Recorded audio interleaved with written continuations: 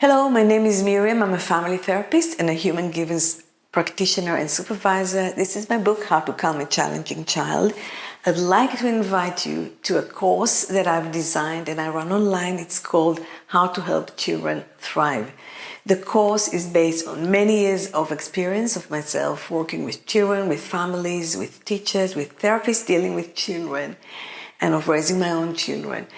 It includes a part that helps understand children's development, children's perspective, trauma, problems that children may have, and how we sometimes misunderstand them and don't quite know how to help them open up and talk to us.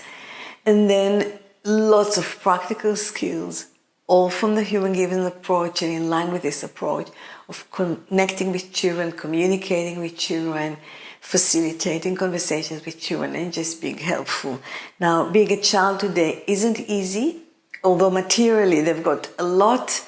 Mentally, sometimes it's much more difficult. There's been COVID recently, but even before that, social media, screens, lots of temptations, lots of problems, many lost parents.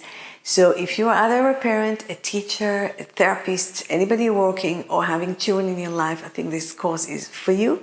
I'd love to see you there.